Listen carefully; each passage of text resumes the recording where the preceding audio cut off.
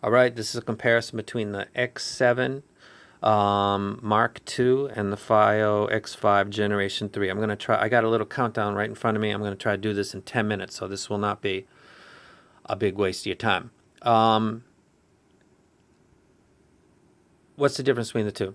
Biggest difference right out the gate is the balanced output of this device. The balanced output of this device is the best that I've heard of any of the devices that I've listened to. I live in Japan. I listen to lots of equipment.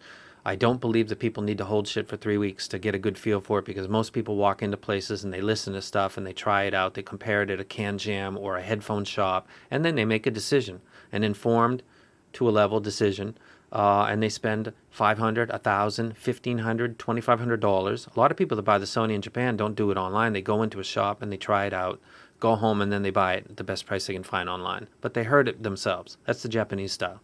And I live in Japan, so I listen to a lot of this stuff. Of all the stuff that I've listened to, I get terribly underwhelmed in this hobby because there's a lot of stuff that doesn't seem to meet the price or the hype. I didn't know the hype because there was none for this. I just got it and thought, this is going to be dry. It's going to be 1,000. I don't like dry. 1,000 is not necessary. And it sounded just amazing. The balanced, listening to Crosby, Stills, Nash & Young, the Deja Vu album, everything sounded fantastic. I got the Beatles, Let It Be. These are all FLAC, high-quality rips. Led Zeppelin, Mothership. It's like a greatest hits. Listen to that. My typical Pink Floyd Dark Side of the Moon, UK Quad Remix, Alan Parsons version, on both devices. All of these songs I'm talking about are on both devices. I compared both of them. This is clearly the flagship, and this is clearly not the flagship.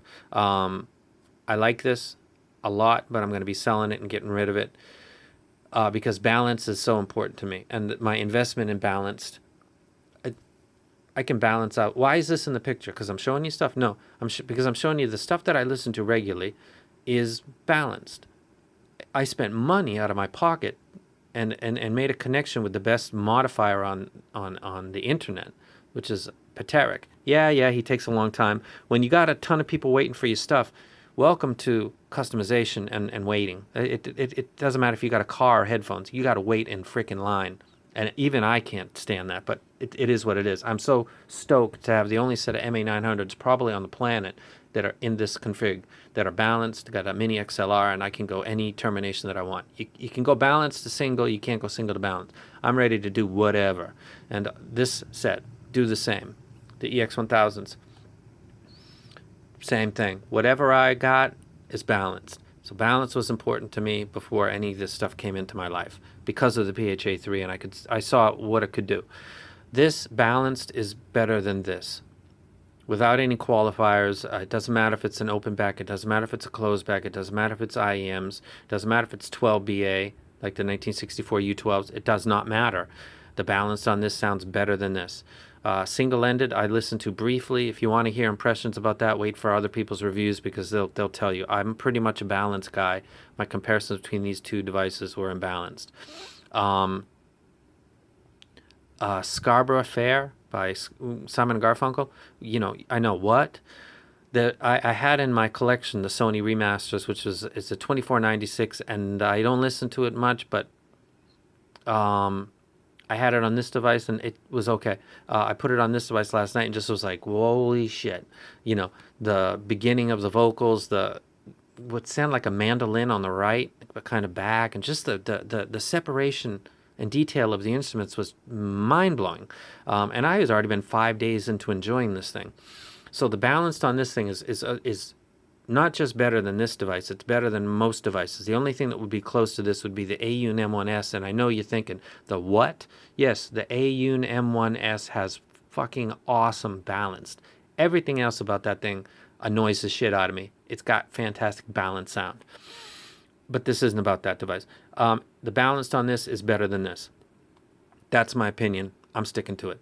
The user experience is essentially the same. This has 1 more gigabyte of RAM than this does. I'm noticing that going through it, you know, if I did this on a video and was going back, I can't move my left and right fingers at the exact same second doing stuff, so it wouldn't even be, we're talking milliseconds. it seems to be faster here. When I scroll and do album art, it doesn't seem like it's that much of a difference than on this device. So it's got its benefits, but I don't know if it's fully implemented. So the memory part between the two devices, this of which is double, I don't know if it's making a big difference. That's not something that's like moved me to say, I love this thing. Not the RAM. It's got one DAC, it's got two. This sounds cleaner, and it's got probably the finest treble that I've heard on anything. Did I say that already? I don't even know. I think I did. The Opus number 3 came into me. Something sounded wrong. It cost $900. Somebody was entrusting me with it. I decided to give it to somebody who was a purebred audiophile, and that's Kurawong. I sent that off to him. Talk with him about the device later. He made one comment about something about the treble, not negative really, and he loves the device. But the one thing that struck me initially is the same thing that struck him, and that was the treble was can't I don't even know how to put it into words. Not right, not optimal, not I got it. That's what this is. This has got the treble. Bam.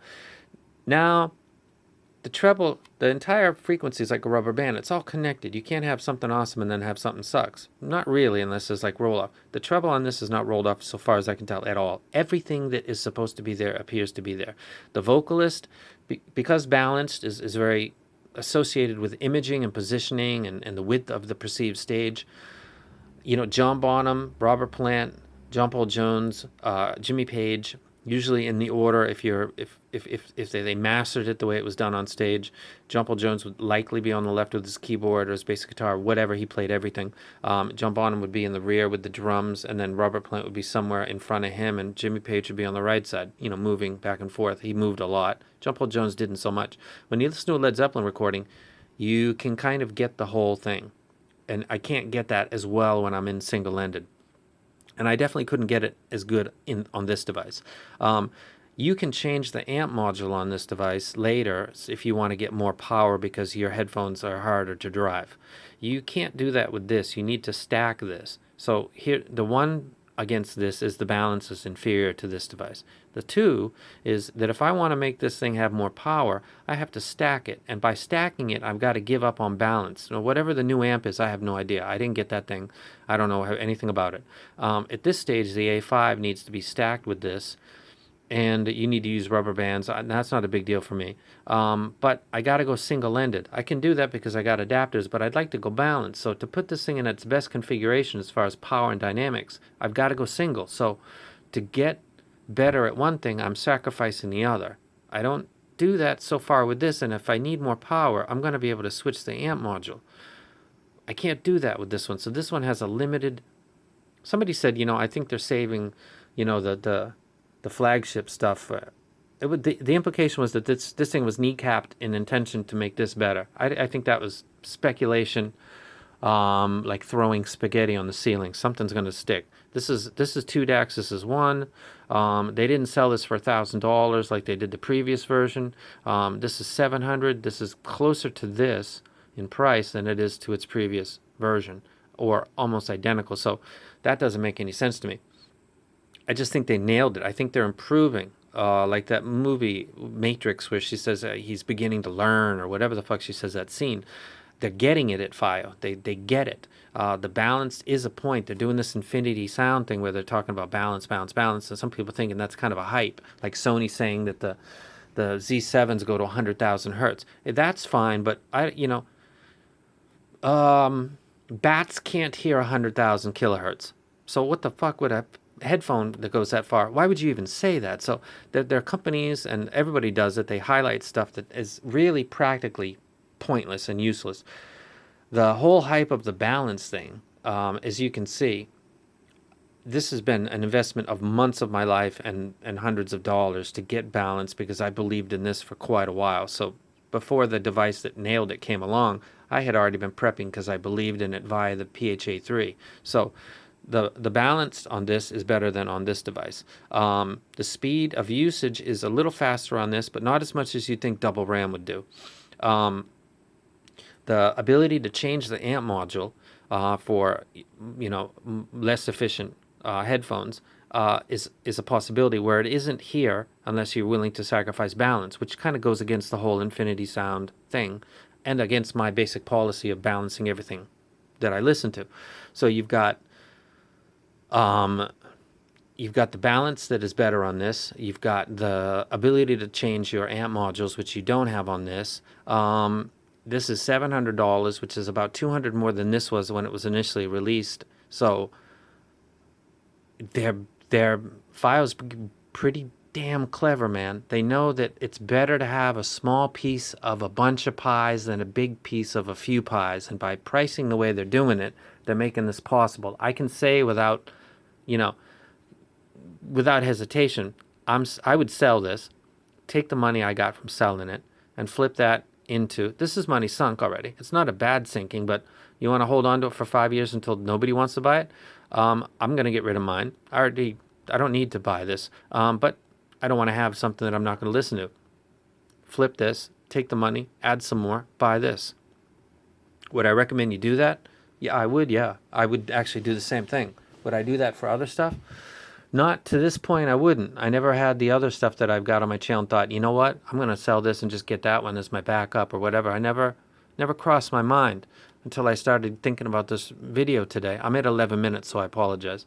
And then I thought, I just updated the firmware on this because I found out online that the firmware needed update because I'm not listening to it. I'm listening to that. Obviously, I got this thing 6 days ago, and hardly anybody on the planet's really got it yet, so I got an obligation to give information out to people, whether it's plus or minus, and I'm enjoying the hell out of it, and I'm listening to music in my library that I didn't listen to so much before.